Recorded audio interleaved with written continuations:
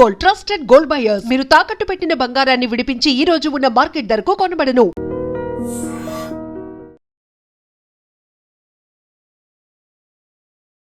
నమస్తే, నేను Kavitha. Welcome to I dream news and నిజాలు. భారతదేశ ప్రధానమంత్రి నరేంద్ర మోదీ ఇజ్రాయెల్ పర్యటనని ముగించుకున్నారు. 2 రోజుల పర్యటనలో భాగంగా అటు మంత్రివర్గంతో పాటుగా పార్లమెంట్లో కూడా ఆయన ప్రసంగించారు. దీంతో పాటుగా హెక్సగాన్ ఆఫ్ అలయన్స్ మీద సంతకాలు కూడా అవుతున్నాయి. దానికి సంబంధించి బోల్డ్ అన్ని చర్చలు కూడా జరుగుతున్నాయి. బట్ పాకిస్తాన్ మాత్రం దాని మీద ఎందుకని అభ్యంతరం వ్యక్తం చేస్తోంది. ఇజ్రాయెల్ పర్యటన ముగియగానే భారతదేశానికి ప్రధానమంత్రి చేరుకుంటారు. వెంటనే కెనడియన్ పీఎంతో కూడా ఆయన భేటీ కాబోతున్నారు. అసలు ఏం జరుగుతోంది, ఎందుకని ఇంత మ్యాసివ్గా, ఇంత వేగంగా పర్యటనలు అనేవి జరుగుతున్నాయి? మనతో పాటుగా ఉన్నారు సీనియర్ జర్నలిస్ట్ సురేష్ కొచ్చతిల్ గారు. సార్ నమస్తే. సో 2 days పర్యటన అనేది ఇజ్రాయెల్లో చాలా ఫ్రూట్ఫుల్గా జరిగినట్టు తెలుస్తోంది. బెంజమిన్ నెతన్యాహు ఒక మాట అన్నారు, నాకు మిత్రుడి కంటే ఎక్కువగా ఆయన చాలా సోదరుడు అనేటువంటి ఒక మాట. కరెక్ట్. ఎందుకంటే ఇండియా ఇజ్రాయెల్ ఒక రిలేషన్షిప్ నిన్ననో మొన్ననో మొదలు కాలేదు. ఆల్మోస్ట్ ప్రధానమంత్రి మాట్లాడుతూ వాళ్ళ పార్లమెంట్ నెసెట్లో అన్నారు ఈ మాట. 2000 సంవత్సరాల కన్నా ఎక్కువ మనకు ఒక రిలేషన్షిప్ ఉందనేది మనకు తెలిసింది. ఆ టైంలో చాలా మటుకు జ్యూస్ మర్చెంట్స్ మలబార్ వైపు వచ్చి స్పైసెస్ కొనుక్కు వెళ్తుండే. అది చాలా దేశాల నుంచి వస్తున్న వీళ్ళు కూడా వచ్చారన్నమాట టైంకి. తర్వాత మనకు తెలిసిందే జ్యూస్ మీద జరిగిన అత్యాచారాలతోనే చాలా మటుకు ఈవెన్ సెకండ్ వరల్డ్ వార్ తర్వాత కూడా చాలా మటుకు జ్యూస్ పారిపోయారు అక్కడిక్కడి నుంచి. దానికన్నా ముందు ఫస్ట్ వరల్డ్ వార్లో కూడా వీళ్ళందరూ చాలామంది వచ్చి సెటిల్ అయిన ఒకటే కంట్రీ ఇప్పుడు కూడా ఇజ్రాయెల్ టెక్స్ట్ బుక్స్లో ఉంది. అది the only country to offer safe stay for juice was India అని ఒకటే దేశం. సో దాంట్లో చాలామంది ముంబై, కేరళ, దాని తర్వాత నార్త్ ఈస్ట్. ముంబై జ్యూస్ ఉన్నారు, దాని తర్వాత వాళ్ళు బగ్దాదీ జ్యూస్ కూడా అంటారు వాళ్ళు. కొంతమంది కల్కటాలో కూడా ఉంటారు. కొచ్చిన్లో జూ టౌన్లో సెటిల్ అయిన జ్యూస్ని కొచ్చినీ జ్యూస్ అంటారు.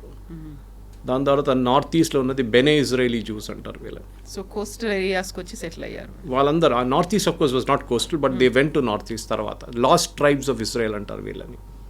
సోలమన్ టైం నుంచి ఉందన్నమాట. సో ఏదో నిన్ననో మొన్ననో మనకి ఇజ్రాయెల్కి రిలేషన్షిప్ కాదు. ఇన్ఫ్యాక్ట్ అరబ్ కంట్రీస్తోన మనకి ఫర్ ఎగ్జాంపుల్ ఒమాన్ లాంటి రాష్ట్రాలతో ఉన్న సంబంధాలు, యుఏఈతో ఉన్న సంబంధాలు కూడా దానికి కొన్ని సంవత్సరాల తర్వాతే వచ్చింది. First we had ties with Israel. In fact Maharaja, ఆయన పేరు మర్చిపోయాను, గుజరాత్ నుంచి ఉన్న మహారాజా, జామ్నగర్ మహారాజా, ఆయన పోలిష్ పిల్లలకి ఆ టైంలో మన కాన్సన్ట్రేషన్ క్యాంప్స్ నుంచి, గ్యాస్ చేంబర్స్ నుంచి బయటకు వచ్చిన కొన్ని పిల్లలు ఎస్కేప్ అయ్యారు. వాళ్ళ అమ్మ నాన్న అంతా గ్యాస్ చేంబర్లో చంపేశారు జర్మన్ ఆర్మీ, హిట్లర్ వాళ్ళని. ఆ టైంలో వాళ్ళు పారిపోయి భారతదేశానికి వచ్చినప్పుడు ఒక స్కూల్ కట్టారు ఆయన. ఇజ్రాయెల్లో కూడా ఒక స్కూల్ కట్టారు తర్వాత. ఆయన స్టాచ్యూ ఒకటి ఇప్పుడు రీసెంట్లీ ఇజ్రాయెల్లో ఒక టౌన్లో ఇజ్రాయలీ గవర్నమెంట్ ఆవిష్కరించారు. దాని చాలా మటుకు మనకు సంబంధాలు చాలా ఉన్నాయి. సో మనకి ఏదో అండ్ వన్ కామన్ థింగ్ మనకి ఇజ్రాయెల్కి ఏంటంటే, మోదీ గారు చెప్పారు కూడా, ఇజ్రాయెల్ రికగ్నైజ్ చేసిన రోజే మోదీ గారు పుట్టారు. భారతదేశం సెప్టెంబర్ 17th, 1950. తో ఈ సెలబ్రేషన్ భారతదేశానికి ఇజ్రాయెల్కి మీరు అర్థం చేసుకోవాలి. మనం ఎంతో ప్యాలెస్టైన్తో తిరిగినాం చాలా మట్టుకు. ఇందిరాగాంధీ టైం నుంచి, దానికన్నా ముందు నెహ్రూ టైం నుంచి, Rajiv Gandhi, even Narasimha Rao time, and Yasser Arafat కూడా చాలాసార్లు భారతదేశానికి వచ్చారు. Designated terrorist. సరే, if one man's freedom fighter is another man's terrorist అంటారు. మీరు హఫీజ్ సయీద్ గురించో లేకుంటే వీళ్ళ గురించి అనేటప్పుడు ఇజ్రాయేలీ అథ్లీట్స్ని చంపిన వాళ్ళు ఇదే ప్యాలెస్టైనియన్ టెర్రరిస్ట్. మ్యూనిక్ ఒలింపిక్ గేమ్స్లో మన అందరికి తెలిసిందే. ఎల్ఆల్ ఎయిర్క్రాఫ్ట్ హైజాక్ చేసింది ఒకసారి, వీళ్ళు ట్రై చేశారు. దాని తర్వాత పానామ్ హైజాక్ చేశారు, ఎయిర్ ఫ్రాన్స్ హైజాక్ చేశారు, ఉగాండాకి తీసుకెళ్ళిన ఆపరేషన్ అప్పుడు రెస్క్యూ చేశారు, ఆపరేషన్ థండర్బోల్ట్. సో ఇజ్రాయెల్ అనేది ఒక రాష్ట్రం మనలాగానే ఎప్పుడు చూసినా వాళ్ళ మీద టెర్రరిస్ట్ దాడి నడుస్తూనే ఉంటుంది. భారతదేశానికి కూడా అదే ఉంది. మోదీ గారు అదే అన్నారు, we face the same thing. మీ మీద అప్పుడు జరిగిన 4 సంవత్సరాల ముందు జరిగిన October 7th అటాక్ హమాస్ నుంచి, ఆ అటాక్ లాగానే మా 26/11 కూడా అట్లనే ఉంటాయని చెప్పి మోదీ గారు రిమైండ్ చేస్తారు. దాంట్లో హబాద్ హౌస్ మీద ముంబైలో దాడి చేసి అక్కడ కూడా టెర్రరిస్ట్ దిగారు చూడండి. వాళ్ళు చాలా క్లియర్గా టార్గెట్ చేసుకున్నారు పాకిస్తానీ టెర్రరిస్ట్. ఏదో హోటల్కి వెళ్ళడమో ఏదో బిల్డింగ్కి వెళ్ళడం కాకుండా ఇజ్రాయేలీ కల్చరల్ సెంటర్ మీద కూడా దాడి చేసి అక్కడ ఉన్న రాబాయి వాళ్ళ ఫ్యామిలీని చంపారు, వాళ్ళ అబ్బాయి ఒకటే బయటపడ్డాడు. సో అట్లాంటి దాంట్లో మనకు we have a shared relationship. మనకి రష్యా తర్వాత అన్నిటికంటే స్టేబుల్గా ఉన్న ఒక పార్ట్నర్ టెక్నాలజీలో ఇజ్రాయెల్, డిఫెన్స్ టెక్నాలజీలో. కార్గిల్ వార్ టైంలో కూడా ఇజ్రాయెల్ ఎక్కువ మాట్లాడరు, దాని డిఫెన్స్ పర్చేసు డిఫెన్స్ అమ్మడం అంతా యూఎస్తో లింక్డ్ ఉంటుంది ఎప్పుడు. ఎందుకంటే చాలా మటుకు వాళ్ళ టెక్నాలజీని డెవలప్ చేసింది యూఎస్లో, కానీ దాని మ్యానుఫ్యాక్చర్ కూడా యూఎస్లో జరుగుతుంది. ఎందుకంటే ఇజ్రాయెల్ దగ్గర మ్యానుఫ్యాక్చరింగ్ కెపాసిటీ అంత లేదు, ఇప్పుడు వచ్చింది అనుకోండి, ఆ టైంలో లేకుండా. ఇజ్రాయెల్ చాలా మటుకు టెక్నాలజీలో they are way ahead of us, even US. వాళ్ళ రీసెర్చ్ అండ్ డెవలప్మెంట్ అనే one of the best in the world. అది మీరు అగ్రికల్చర్ ఉండొచ్చు, డిఫెన్స్ ఉండొచ్చు, బయోటెక్నాలజీ ఉండొచ్చు, ఏదైనా. I met so many Israeli scientist, ఇక్కడ కాన్ఫరెన్సెస్లో కలుస్తుంటాను, బయో ఏషియా లాంటి కాన్ఫరెన్స్, దానికన్నా ముందున్న కాన్ఫరెన్స్లో కూడా. వాళ్ళ R&D చూస్తే మనం అసలు వీఆర్ నోవేర్. మనం ఇప్పుడు స్టార్టప్స్ గురించి మాట్లాడుతున్నాం, స్టార్టప్ కల్చర్ వాళ్ళకి ఆల్రెడీ ఉంది. అది చిన్న చిన్న కంపెనీలు, they produce amazing work. Agriculture ఆలోచించండి, మన దగ్గర చిత్తూరు కడప రీజియన్లో రెయిన్ షాడో ఏరియాస్ ఉంటుంది, వర్షమే పడదు అక్కడ ఎక్కువ. కుప్పం దాంట్లో ఒక ఏరియా వస్తుంది, చంద్రబాబు నాయుడు గారు అక్కడిని తీసుకొచ్చారు ఇజ్రాయెల్ నుంచి అగ్రికల్చర్ సైంటిస్ట్ తీసుకొచ్చి. ఆలోచించండి, ఎస్ వాళ్ళ, ఎందుకంటే వర్షం లేని చోట్ల ఆలోచించండి, వాళ్ళు మొత్తం అగ్రికల్చర్లో they are one of the leading countries in the world. మనం ఎప్పుడు ఇజ్రాయెల్ గురించి మాట్లాడుతున్నప్పుడు కవిత గారు, ఇజ్రాయెల్ ప్యాలెస్టైన్ ఆక్రమించుకున్నారు, ఇజ్రాయెల్ అది చేశారు ఇది చేస్తారంటారు, కానీ హిస్టరీ మన వాళ్ళు ఎవరు కరెక్ట్ హిస్టరీ చెప్పలేదు. ఇన్ఫ్యాక్ట్ ఇజ్రాయెల్, ఇప్పుడున్న ఇజ్రాయెల్ని అప్పుడున్న అరబ్ వాళ్ళు అమ్మేసి వెళ్ళిపోయారు. వీళ్ళేం చేశారంటే చిన్న చిన్న ముక్కలుగా కొనుక్కున్నారు ఇజ్రాయలీస్. అండ్ ఇజ్రాయలీస్ ట్రేడింగ్లో నంబర్ 1. మీకు తెలిసింది, మనం షైలాక్ నుంచి స్కూల్లో చదివాము, అప్పటి నుంచి యూఎస్కి వెళ్తే ప్రతి మీడియా హౌస్ జ్యూస్ చేతిలో ఉంటుంది mostly. Leading business men are all Jews. Okay, but Israel నుంచి రావాలని లేదు. There are Polish Jews, there are German Jews, there are Ukrainian Jews, Russian Jews, French, German, చాలామంది ఉన్నారు Jews. So they come from different countries అనమాట. So వాళ్ళు కొనుక్కున్నారు ఈ land. అప్పుడు మొత్తం it was like a desert. మన దగ్గర థార్ డెజర్ట్ ఎట్లా ఉంటుందో అట్లానే ఒక డెజర్ట్ ఉండేది, అక్కడ ఏం లేదు. అరబ్స్ అన్నారు ఇక్కడ ఏముంది ఏం లేదని చెప్పి వచ్చిన డబ్బులు తీసుకొని వాళ్ళు వెళ్ళిపోయారు. దాని తర్వాత మనందరూ తెలిసింది టర్నింగ్ పాయింట్ ఇజ్రాయెల్కి వచ్చిందంటే 6 Day War. ఈ 6 Day Warలో ఈజిప్ట్, జార్డన్, సిరియా, మిగతా Arab countries and even Palestine కలిసి అటాక్ చేశారు ఇజ్రాయెల్ని. అందరు కలిసి ఆ టైంలో. I think Golda Meir was the prime minister then.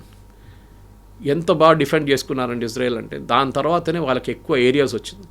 In fact even Benjamin Netanyahu, even Golda Meir చెప్పారు ఆ famous speech of hers, if there was no 6 Day War there would have been no Golan Heights with us. Golan Heights మేము పట్టుకున్నాం. ఇప్పుడు రాదు ఇట్లాంటి చాలా మటుకు areas Jordan దగ్గర ఉండేసి ఇప్పుడు కూడా మనం అర్థం చేసుకుంటలేం. ఇజ్రాయెల్ కన్నా ఎక్కువ ప్యాలెస్టీనియన్ టెరిటరీ ఎవరి చేతిలో ఉందంటే one is Egypt, other is Jordan. వీళ్ళు ఆక్యుపై చేసుకున్నారు చాలా మటుకు ప్యాలెస్టీనియన్. వాళ్ళు మాట్లాడలేదు దాని గురించి. ఈ 6 Day Warలోనే ఇదంతా బయటకు వచ్చింది. ఎందుకంటే గోలాన్ హైట్స్ ఒకవైపు పట్టుకున్నారు వీళ్ళు, ఒకవైపు వెస్ట్ బ్యాంక్ వైపు నుంచి వీళ్ళు కాన్కర్ చేసుకున్నారు కొంచెం ఏరియా ఇజ్రాయెల్కి ఎక్స్పాన్షనిస్ట్ మోడ్ అనేది ఒక టైంలో ఉండే. కానీ ఇప్పుడు ఇజ్రాయెల్ ఏంటంటే మాకు ఒక రికగ్నిషన్ కావాలి, అది భారతదేశం నుంచి వచ్చిందన్నమాట. భారతదేశం ఒకటే కాదు, మీకు గుర్తుంటుంది అబ్రహాం అకార్డ్ అని చెప్పి అరబ్ దేశాలతోని ఒక పీస్ ఒప్పందం చేయడానికి ఇజ్రాయెల్ చాలా కష్టపడి యూఎస్తో సహా ఆల్మోస్ట్ సైన్ చేశారు. యూఏఈతో సైన్ చేశారు. El Al aircraft landed in UAE. Exactly ఒక వారం తర్వాత ఈ October 7th అటాక్ జరిగింది.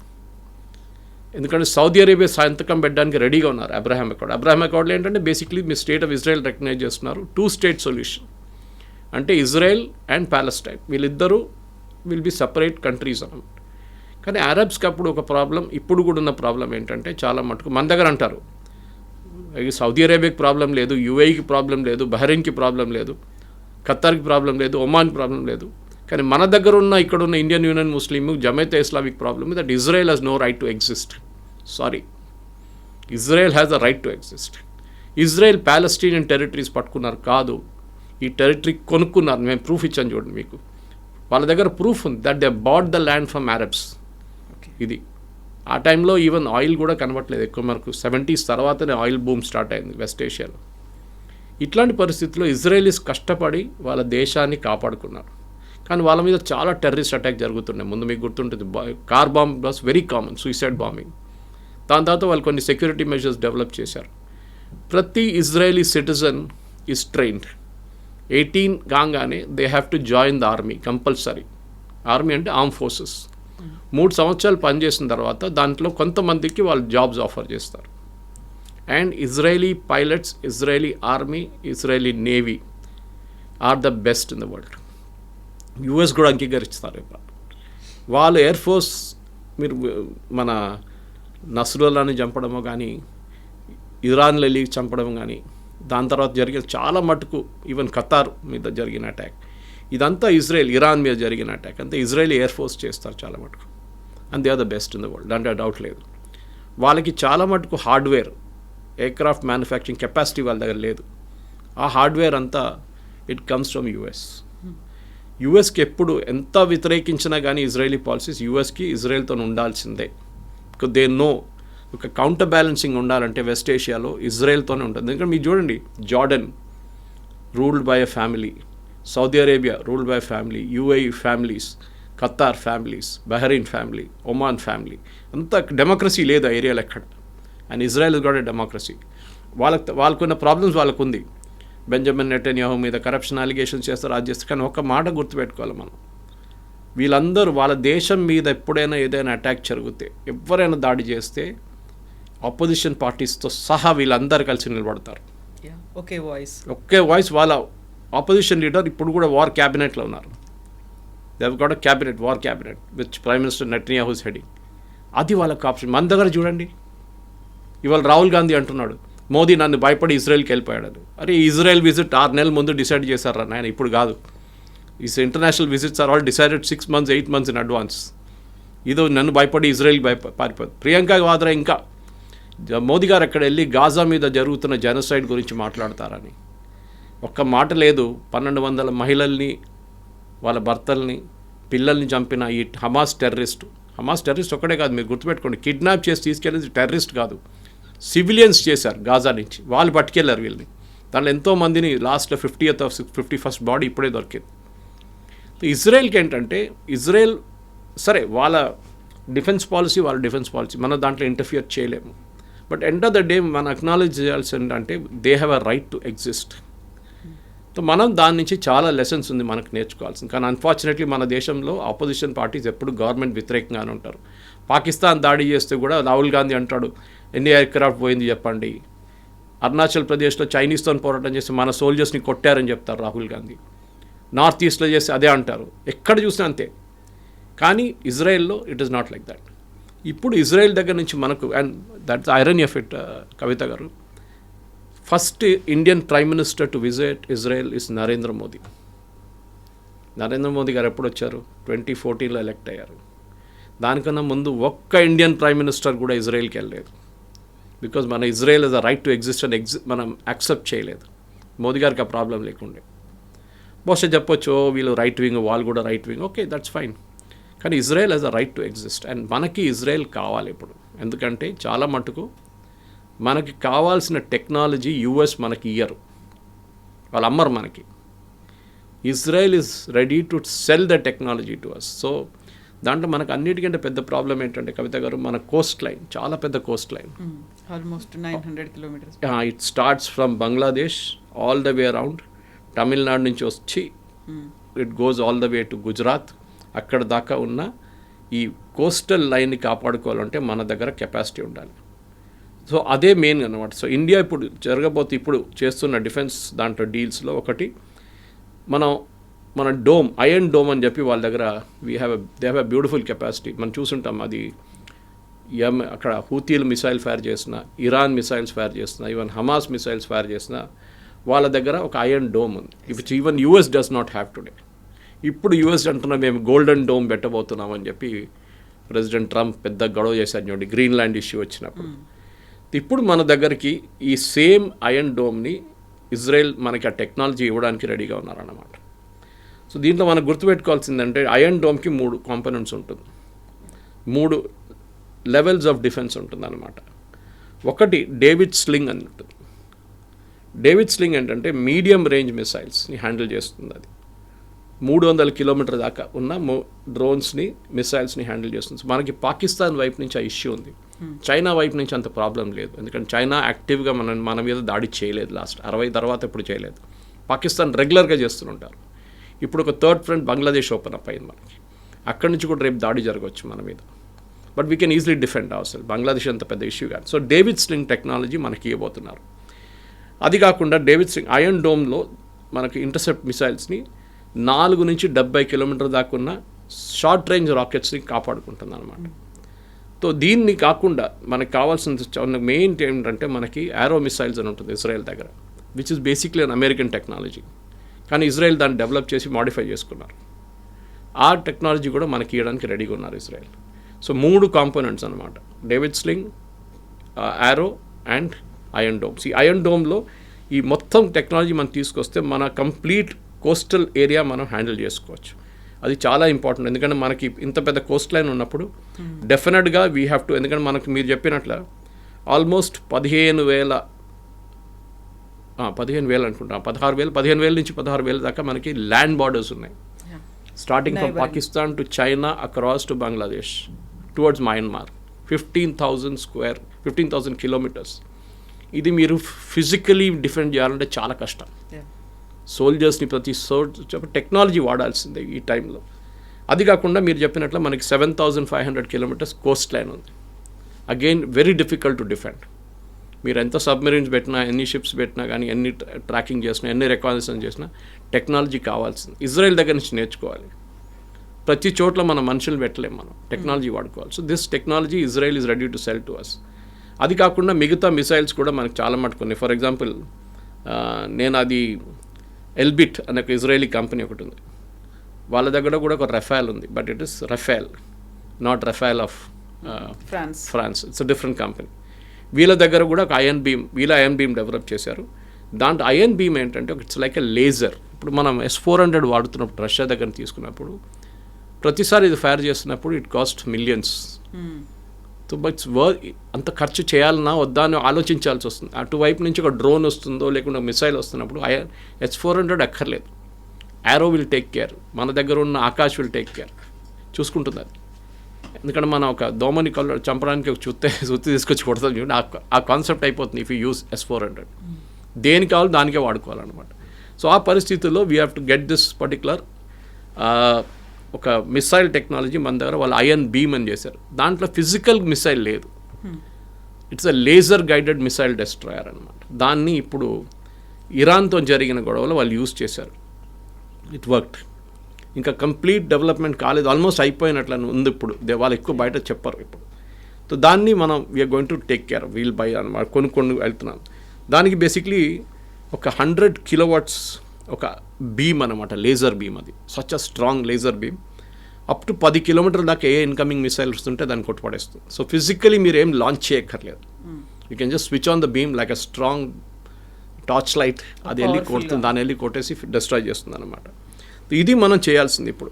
సో దీని కాకుండా చాలా మటుకు స్పైస్ 100 గైడెన్స్ సిస్టమ్స్ ఉంది, ఎల్బెట్ ద ర్యాంపేజ్ ఉంది, అది చాలా దగ్గర మిసైల్స్ ఉంది. దాంట్లో కొన్ని మిసైల్స్ మనం రఫాల్ ఎయిర్క్రాఫ్ట్లో వాడుకుంటున్నాం. ఒక మిసైల్ మనం వాడింది very important missile, spice missile అప్పుడు వాడింది మన బాలాకోట్. అదే మిసైల్ వీళ్ళు నస్రుల్లాని చంపడానికి లెబనాన్లో వాడారు. అదేం చేస్తుందంటే ఇట్ విల్ బేసిక్లీ డ్రిల్ చేసుకుంటుంది. Suppose terrorist sitting in the second floor, tunnel కానీ అండర్ గ్రౌండ్, ఈవెన్ సెకండ్ ఫ్లోర్లో కూర్చున్నాడు. బిల్డింగ్ ఏమో 6 అంతస్తుల బిల్డింగ్ ఉంది. But you know the terrorist groups are sitting second floor. అంటే ఇది డ్రిల్ చేసుకుంటూ వెళ్ళిపోతుంది. 6 to 5, 5 to 4, 4 to 3, 3 to 1 వచ్చి మళ్ళీ ఇంప్లోడ్ అవుతుంది. ఎక్స్ప్లోడ్ కాదు, ఇట్లా ఇంప్లోడ్. అంటే లోపల ఉన్నది మీకేం దొరకదు, బోన్స్ కూడా దొరకదు. ఇట్లా జస్ట్ ఎవాపరేట్ చేసేస్తారు వాళ్ళని. అంత పవర్ఫుల్ బాంబ్. దానికోసం నస్రుల్లాని అట్లా చెప్పారు. నస్రుల్లా చనిపోయినప్పుడు అలా Lebanese army very clearly said ఆయన మీద ఒక ఇంజరీ కూడా లేదంట బాడీ మీద. ఈ జస్ట్ డైడ్ ఆఫ్ షాక్. అంత టెక్నాలజీ ఇజ్రాయెల్ దగ్గర ఉంది. సో మనం కూడా అది వాడాల్సింది. సో మనకి ఇజ్రాయెల్తో ఎంత ఈ ఆపోజిషన్ పార్టీస్ ఆబ్జెక్ట్ చేసినా కానీ ఇక్కడ ఓట్ బ్యాంక్ పాలిటిక్స్ మన అందరికి తెలుసు. వీళ్ళకి గాజా వాళ్ళకి కేరళ ఎక్కడుందో, లేకుంటే పాలస్టీనియన్ వాళ్ళకి కేరళ ఎక్కడుందో, లేకుంటే ఇండియన్ యూనియన్ ముస్లిం లీగ్ ఎవరో, జమాతే ఇస్లామీ ఎవరో వాళ్ళకి ఏం తెలియదు, వాళ్ళు పట్టించుకోరు కూడా. మన వాళ్ళకి ఎక్కడ లొల్లి ఎక్కువ. All eyes on Rafah, save Gaza. Pahalgam జరిగినప్పుడు none of the film stars in Kerala tweeted about it. ఒక్కరు కూడా చేయలేదు. కానీ గాజా మీద దాడి చేసినప్పుడు save Gaza, save children, save lady women, మన అందరు తెలిసిందే దీస్ ఆర్ టెర్రరిస్ట్ని టెర్రరిస్ట్ లాగానే చూసుకోవాల్సి వస్తుంది మనం. సో ఇప్పుడు సరికొత్తగా ఒక ప్రతిపాదన వచ్చింది, హెక్సగాన్ ఆఫ్ అలయన్స్ అనేది. సో 6 యాంగిల్స్లో దీన్ని కూడా మేము ట్యాకిల్ చేయబోతున్నాము అనేది. బట్ దాన్ని పాకిస్తాన్ ఎందుకు అబ్జెక్ట్ చేస్తుంది? పాకిస్తాన్ అంతా ఏకమైంది, వాళ్ళు ఒక రిజల్యూషన్ కూడా పాస్ చేశారు, we're opposing this hexagon of alliance అనే దాన్ని. హెక్సగాన్ ఆఫ్ అలయన్స్ అనేది ఇజ్రాయెల్ మోదీ గారు వచ్చే ముందే లాంచ్ చేశారు. I think it was 20th ఎక్కడ లాంచ్ చేసినది అక్కడ. దీంట్లో ఏంటంటే ఇండియా, గ్రీస్, సైప్రస్, కొన్ని Arab countries, African countries against Shia and Sunni adversaries. ఇప్పుడు మీకు ఆన్సర్ వచ్చేసింది. సున్నీ దేశాలు చాలా ఉన్నాయి, షియా ఒక్కటే ఇరాన్. షియా అండ్ సున్నీ దాని మీద, టెర్రరిస్ట్ గ్రూప్ మీద, అడ్వర్సరీస్ మీద ఒక డిఫెన్స్ మెకానిజం డెవలప్ చేయడానికి హెక్సగాన్ అని చెప్పి ఇజ్రాయెల్ తీసుకొచ్చిన కొత్త కాన్సెప్ట్. దీంట్లో యూఎస్ లేరు. Why Greece and Cyprus? చాలా ఇంపార్టెంట్. మనకు తెలిసింది టర్కీ గ్రీస్ అండ్ సైప్రస్ మీద ఎప్పటి నుంచో దాడి చేసి కొన్ని ఏరియాస్ కూడా ఆక్యుపై చేసుకున్నారు. దానికోసం మోదీ గారు అక్కడ వెళ్ళినప్పుడు ఒక డిఫెన్స్ ప్యాక్ట్ సైన్ చేశారు. దానికే ఎర్దోగాన్ కోపం వచ్చి పాకిస్తాన్తో వాళ్ళ రిలేషన్షిప్ డెవలప్ చేసుకుంటున్నారు. గ్రీస్కి టెక్నాలజీ లేదు, వాళ్ళ దగ్గర అంత పెద్ద ఆర్మ్ ఫోర్సెస్ లేరు. సో ఇజ్రాయెల్ ఏం చెప్పారంటే రేపు మీరు మీద ఎవరైనా దాడి చేస్తే మేము చూసుకుంటాం. ద ఐరన్ ఈస్ నేటో కూడా అంత హెల్ప్ చేయదు గ్రీస్ని, సైప్రస్ని, ఎందుకంటే నేటోలో టర్కీ కూడా ఉన్నారు. సో ఇజ్రాయెల్ ఏమన్నారంటే ఇప్పుడు we will take care of you, మేము మిమ్మల్ని చూసుకుంటాం, మీ సెక్యూరిటీ మా దగ్గర ఉంది. సైప్రస్ చాలా ఏరియాస్ టర్కీ చేతిలో ఉంది, టర్కీ ఆక్యుపై చేసుకున్నారు. ఈవెన్ గ్రీస్ మీద కూడా ఉంది చాలా మటుకు. సో అట్లాంటి పరిస్థితుల్లో రేపు టర్కీ ఒక్క కాల్ ముందు పెట్టినా కానీ India and Israel will be there to guard, చూసుకుంటారు వాళ్ళ డిఫెన్స్ మెకానిజం. అది మనకు చాలా పెద్ద ఒక ఫుడ్ స్టెప్. ఎందుకంటే మనకు యూరోప్లో ఒక ఎయిర్ ఫోర్స్ బేస్ కావాలంటే రేపు సైప్రస్ లేకుంటే గ్రీస్ మనకి ఇస్తారు. అది విచ్ మనం ఇప్పుడు కళల్లో కూడా ఆలోచించలేము. అది అట్లాంటి ఒక రిలేషన్షిప్ మనం డెవలప్ చేస్తున్నాం. సో ఈ హెక్సగన్ అని రాగానే న్యాచురలీ పాకిస్తాన్ దాంట్లో లేదు. ట్రంప్ పాకిస్తాన్ అది ఇది అంటాడు, ఎందుకంటే ఆయనకు డబ్బులు ఇస్తున్నారు, ఆయన క్రిప్టో కరెన్సీలో వీళ్ళందరూ డబ్బులు పెడుతున్నారు పాకిస్తాన్ ఆర్మీ వాళ్ళు, అదంతా చేస్తారు. ఆయన ఉంటాడు, ఇవాళ 3 సంవత్సరాల తర్వాత వెళ్ళిపోతాడు. దాని తర్వాత ఏం జరుగుతుందో మనకు తెలుసు. అక్కడ దాకా వెళ్ళక్కర్లేదు. ఈ మిడ్ టర్మ్ పోల్స్ ఓడిపోగానే Trump will become very weak. కానీ ఇజ్రాయెల్కి ఏంటంటే ఈ లాంగ్ టర్మ్ ఆబ్జెక్టివ్ వాళ్ళు చూస్తున్నారు. కవిత గారు, లాంగ్ టర్మ్ ఏంటి? ఇప్పుడైతే గాజా ఇష్యూ సార్ట్అవుట్ అయిపోయింది మోర్ ఆర్ లెస్. నెక్స్ట్ ఏంటి? ఎక్కడి నుంచి దాడులు రావచ్చు రేపు? It can be Qatar, Pakistan. ఎందుకంటే ఈ అరబ్ నేషన్స్లో అందరి దాంట్లో ఇస్లామిక్ నేషన్స్లో ఒక్కటే నేషన్ దగ్గర న్యూక్లియర్ అసెట్స్ ఉంది, అది పాకిస్తాన్. అది ఇజ్రాయెల్కి డౌట్ ఉంది, వీళ్ళు ఎప్పుడైనా అమ్ముకుంటారు ఈ టెక్నాలజీ, సౌదీ అరేబియాకో లేకుంటే ఖతార్కో లేకుంటే ఎవరికైనా వీళ్ళు అమ్ముకుంటారు డబ్బుల కోసం. డబ్బులు లేవు వాళ్ళ దగ్గర. ఇవ్వాలే $2 బిలియన్ యుఏఈ నుంచి తీసుకున్న లోన్ది రోల్ ఓవర్ చేశారు. అంటే మీరు తర్వాత కట్టండి రా అని చెప్పేసి వాళ్ళు అగ్రీ చేశారు యుఏఈ. ఆ పరిస్థితిలో ఉన్నారు పాకిస్తాన్. రేపు మిసైల్స్ ఇచ్చేసి nuclear tip missiles, nuclear technology అమ్ముకొని పాకిస్తాన్ డబ్బులు సంపాదిస్తారని ఇజ్రాయెల్కి ఎప్పుడు డౌట్ ఉంటుంది. సో దానికోసం మనం ఒక వైపు నుంచి, ఇంకొక వైపు నుంచి ఇజ్రాయెల్, అరబ్ కంట్రీస్ పేరు చెప్పట్లేదు, డెఫినెట్లీ యుఏఈ ఉంటుంది దాంట్లో, డౌట్ లేదు. ఎందుకంటే మీకు గుర్తుంటుంది సొమాలీ ల్యాండ్ అని చెప్పి ఆఫ్రికాలో ఒక చిన్న పోర్షన్ ఉంది. చాలా మటుకు ఒక 2-3 నెలల ముందు I think we also spoke, మన ఛానల్ కూడా మాట్లాడాము మనం. Somaliland was a part of Somalia ఒక 32 సంవత్సరాల ముందు దాకా. వాళ్ళు దాని తర్వాత సపరేట్ అయిపోయారు. సొమాలియాలో మీకు తెలుసు టెర్రరిస్ట్ అటాకు, దీని మీద అటాక్ నడుస్తున్నాడు. వేరే సొమాలీ ల్యాండ్ కంప్లీట్ డెమోక్రసీగా మారిపోయి with strong judicial system, in spite of Islamic కంట్రీగా ఉంటే కూడా వాళ్ళు చాలా మటుకు ఇజ్రాయెల్తోని వాళ్ళు రిలేషన్షిప్ డెవలప్ చేసుకున్నారు. ఇన్ఫ్యాక్ట్ వాళ్ళని ఇవ్వాల దాకా మనం కూడా అంగీకరించలేదు Somaliland as a country, even UN కూడా. కానీ ఫస్ట్ కంట్రీ ఒక 6 వారాలు 8 వారాల ముందు first country to recognize Somaliland was Benjamin Netanyahu, Israel. మేము మిమ్మల్ని అంగీకరిస్తున్నాం, మిమ్మల్ని ప్రొటెక్ట్ చేస్తాం. ఎందుకు? సొమాలీ ల్యాండ్ ఇటువైపు కూర్చున్నప్పుడు గల్ఫ్ ఆఫ్ రెడ్ సీ వైపు అటువైపు ఈస్ హూతీస్ యమన్లో. సో ఇజ్రాయెల్ నుంచి వార్షిప్స్ పంపించి, ఇజ్రాయెల్ నుంచి ఎయిర్క్రాఫ్ట్ పంపించి అటాక్ చేయక్కర్లేదు 3000 కిలోమీటర్లు. They will put them in Somaliland. అక్కడి నుంచి వితిన్ 10 నిమిషాలు అటాక్ చేయవచ్చు హూతీస్ని. ఈవెన్ హూతీస్ మిసైల్ ఫైర్ చేశారు ఇజ్రాయెల్ వైపు, వితిన్ 10 నిమిషాలు వీళ్ళు అడ్డుకోవచ్చు. ఇక్కడే డేవిడ్ స్లింగ్ అక్కర్లేదు, ఐరన్ డోమ్ అక్కర్లేదు. సో ఇది చాలా ఇంపార్టెంట్. సో ఇజ్రాయెల్ ఏం చేస్తున్నారంటే వాళ్ళు కూడా ప్రతి చోట్లలో వాళ్ళ ఇన్ఫ్లుయెన్స్ యూస్ చేస్తున్నారు. అండ్ అరబ్ కంట్రీస్కి చాలా బాగా తెలుసు కవిత గారు దట్ ఈ అరబ్ కంట్రీస్ దగ్గర డబ్బులే ఉన్నాయి, వాళ్ళ దగ్గర టెక్నాలజీ కానీ కనుక్కుంటారు, వాళ్ళ సొంతంగా తయారు చేసే కెపాసిటీ వాళ్ళ దగ్గర లేదు. అది ఇజ్రాయెల్కే ఉందన్నమాట. సో డెఫినెట్గా ఇజ్రాయెల్ వాళ్ళ ఫుట్ ప్రింట్ ఎక్స్పాండ్ చేస్తున్నారు ఇప్పుడు. రేపు అడ్వర్సరీస్ ఎక్కడి నుంచి రావచ్చు, నేను పాకిస్తాన్ గురించి చెప్పాను చూడండి. Next is Qatar, very dangerous.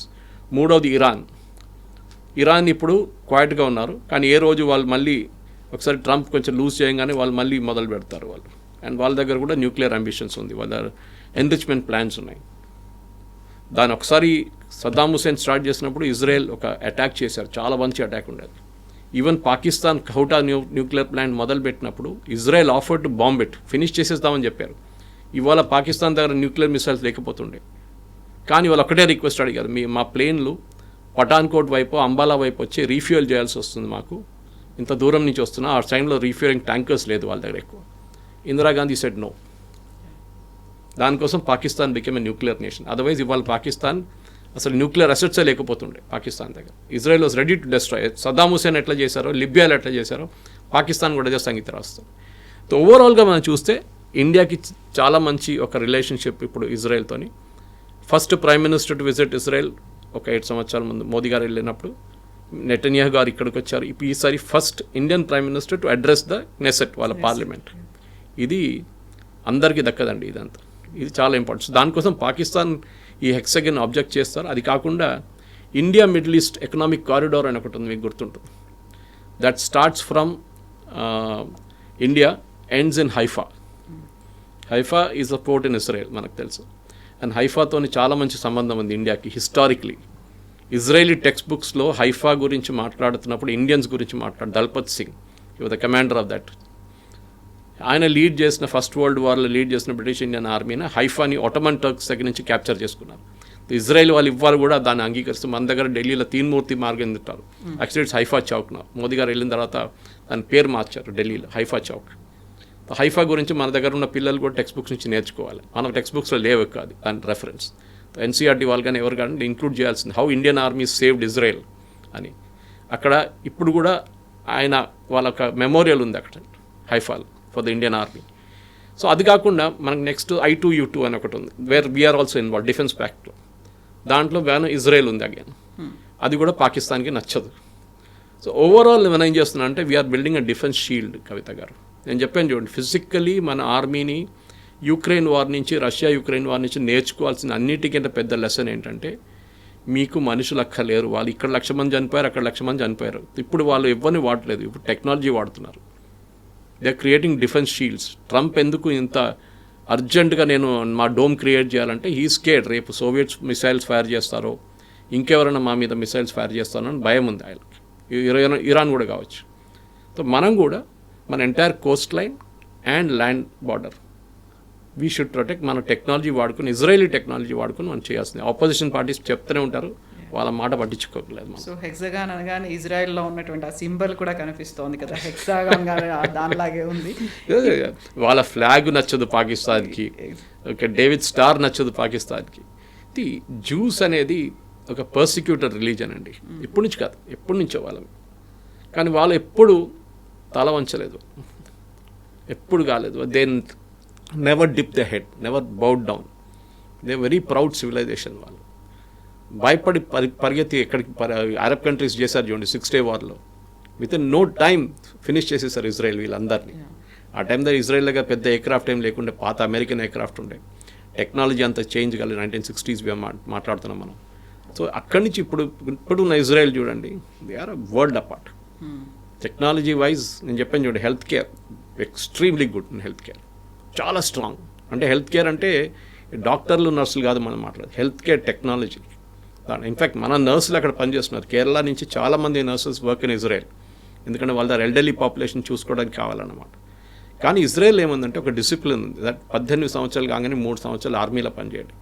మన దగ్గర ఒక హాఫ్ ద పాపులేషన్ నా పని మీద పెడితే కొంచెం డిసిప్లిన్ వస్తుంది. రోడ్డు మీద బండి నడిపించడం కానీ, రోడ్డు మీద స్పిట్టింగ్ చేయకుండా ఉండడం కానీ, మన పబ్లిక్లో బిహేవియర్ అంతా మారిపోతుంది. సో ఇజ్రాయలీస్ చూడండి, దే ఆర్ రెడీ వాళ్ళ దగ్గర వెపన్స్ ఉంటుంది, ఏ టైంలో అటాక్ జరుగుతుందో తెలియదు October 7th లాగా. So they are train for it.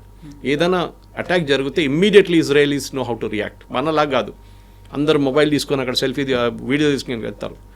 వాళ్ళ మీద ఒక సూసైడ్ అటాక్ జరగంగానే, లేకుంటే ఏదైనా అటాక్ జరిగితే ఒక బస్ స్టాండో ఎక్కడైనా, వాళ్ళ దగ్గర ఒక ఫస్ట్ రెస్పాండ్ సిరీస్ ఉంటుంది, ఏం చేయాలని చెప్పేసి. ఎవరు అంబులెన్స్ హ్యాండిల్ చేస్తారు, ఎవరు డాక్టర్స్ ఉంటారు, ప్రతి ఏరియాకి క్యాల్కులేట్ చేసి పెట్టారు. October 7th ఒక తప్పు జరిగింది. Yes, they was a massive failure. కానీ అది ఎందుకు జరిగిందంటే దాని ఇన్వెస్టిగేషన్ నడుస్తుంది. ఒక ఆర్మీ చీఫ్ రిజైన్ చేశారు. కానీ ఒక లెసన్ అది ఇజ్రాయెల్కి, దట్ టెక్నాలజీ అనేది మాత్రం పనికిరాదు, అప్పుడప్పుడు మీకు మనుషులు కూడా ఉండాలి గ్రౌండ్లో అని చెప్పేసి. అది నేర్చుకున్నారు వాళ్ళు October 7th తర్వాత. Yes sir, thank you so much sir. Thank you very much. Thank you. నిజంగా ప్రస్తుతం ఉన్నటువంటి సమాజం దేనికి ప్రయారిటీ ఇస్తుంది? ఆర్థిక సంబంధాల చుట్టూ మాత్రమే తిరుగుతోంది. మళ్ళీ ఎన్నికలంగానే చాలా విరక్తి కలుగుతున్నాం. మంచి అనిపిస్తుంది కదా, లేడీస్ కూడా ఛాలెంజింగ్ జాబ్స్ చేసినప్పుడు చాలా బాగుంటుంది.